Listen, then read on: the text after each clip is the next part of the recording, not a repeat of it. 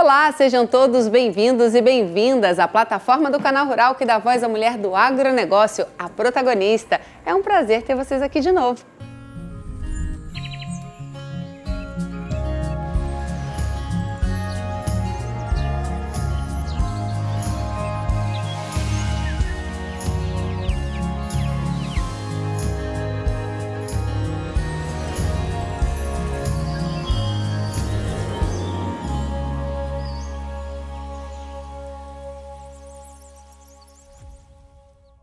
Hoje vamos falar sobre um alimento essencial na mesa dos brasileiros, o ovo.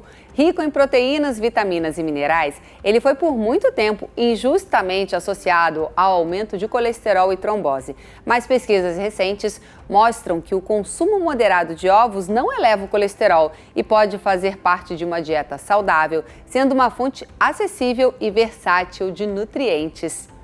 Para conversar com a gente sobre esse assunto, a nossa convidada de hoje é a Tabata Lacerda, diretora do Instituto Ovos Brasil. Mas antes a gente vai conhecer um pouquinho mais sobre ela.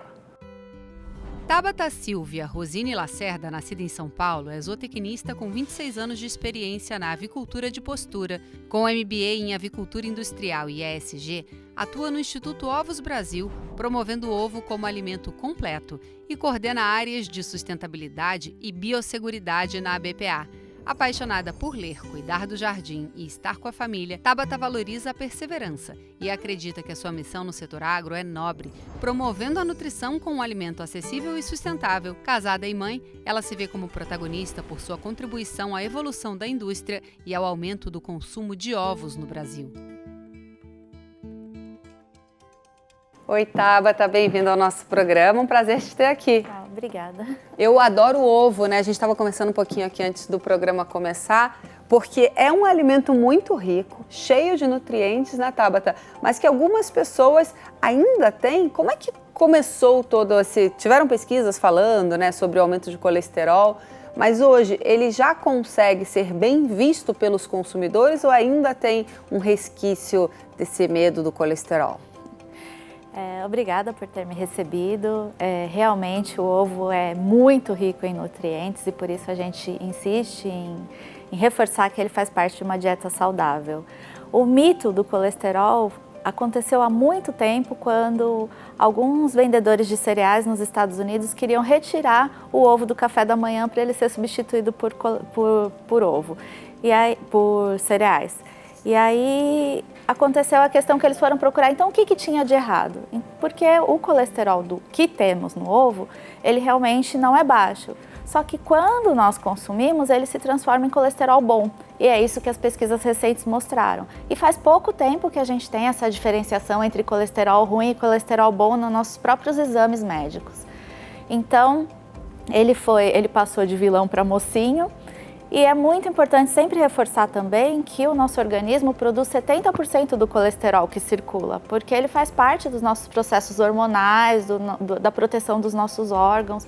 Então é uma molécula importante no organismo e por isso é produzido pelo próprio organismo. Só 30% vem da dieta. Então ainda que se consumisse algum produto com muito colesterol em muito excesso, você não teria como ter esse aumento a que era atribuído ao ovo antigamente.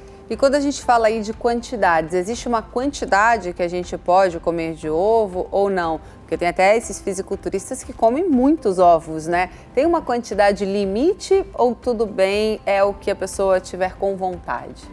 Para uma pessoa saudável, que não tenha restrição alimentar nem alergia, o consumo é livre. É claro que assim como qualquer outro produto, quando a gente fala de qualquer outra coisa, você não deve consumir excessivamente como um fisiculturista que consome, por exemplo, 38 em um mesmo dia. Então, aí já são exageros.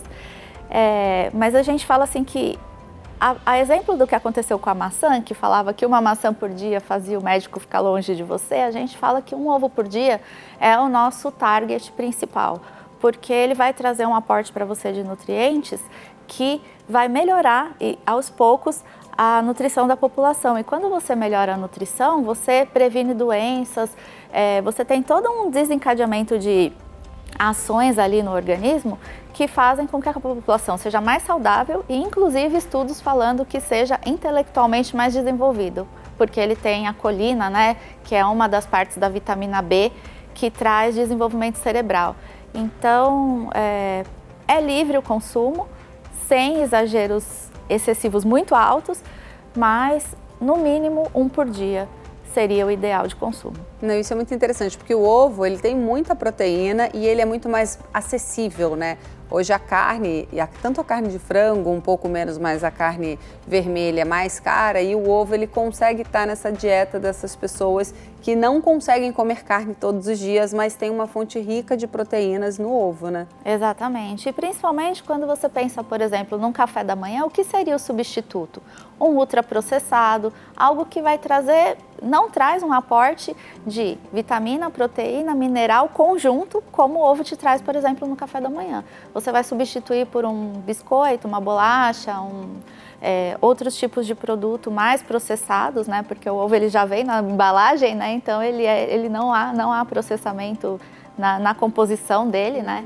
Claro que a gente tem um processo para poder vender, mas na composição dele não há processamento. Você quebra ele e ali dentro ia formar uma vida. Então tem tudo que é necessário para formar uma vida, né? Então... Exatamente. E fora que o ovo ele é utilizado para também fazer várias outras receitas, né? O ovo ele está em, acho que, sei lá, 60%, 70% das receitas que a gente coloca na cozinha também, né? Todas as massas, a panqueca no café da manhã. Muitas vezes não é o ovo in natura, mas ele está dentro dessa receita também que está na nossa alimentação, né? E é legal porque quando você pensa na inclusão, além das propriedades nutricionais, você está incluindo nutrição quando você adiciona ovo ou um ovo a mais na sua receita, num bolo, por exemplo, que às vezes vem aquela quantidade, você tem a possibilidade de adicionar um a mais. Além de você trazer o aporte de nutrientes, ele também tem as propriedades físicas, é o que deixa as massas mais fofinhas, por exemplo. Então, panetones, pães, tudo fica mais fofinho quando tem ovos na sua composição ali na hora de preparar a receita. Então, ele tem propriedades benéficas para a saúde e propriedades culinárias muito interessantes para a gente pensar que você está juntando tudo isso, se nutrindo e ainda tendo aí uma receita mais gostosa e fofinha. Então nós precisamos simplesmente começar a falar mais dos ovos, né? Eu acho que o que falta é trazer esse alimento tão rico e tão saboroso às luzes, né? Ou seja, mostrar tantas receitas e o como ele faz bem, para que todo mundo que assista, por exemplo, a uma matéria como essa que a gente está falando, entenda, né, e desmistifique, não tem problema comer um ovo por dia, você não vai aumentar o seu colesterol, ao contrário, você vai estar adquirindo mais nutrientes para a sua dieta, né? Exatamente, e melhorando o seu colesterol bom. Muito interessante. Bom, para finalizar aqui o nosso programa, a gente tem uma nuvem de palavras. Eu gostaria que você escolhesse uma e deixasse um recado para quem está assistindo a gente aí, para inspirar. Olha, acho que não tem como a gente não falar de sustentabilidade. Nós estamos num momento importante, nós estamos sofrendo aí com as questões climáticas muito na mídia, então quando a gente fala de ovo e de sustentabilidade, a gente pode realmente correlacionar as duas palavras, porque além de ser muito bom nutricionalmente, ele é uma proteína sustentável e realmente deve contribuir aí para a nutrição futura da população. Não, foi ótimo te ter aqui. Com certeza, não só continuarei, como aumentarei o meu consumo de ovos depois da nossa entrevista. Obrigada, viu? Eu que agradeço. Bom, e no próximo bloco vamos falar sobre feridas em cavalos, uma situação que pode acontecer durante a lida no campo. Você não pode perder, não sai daí.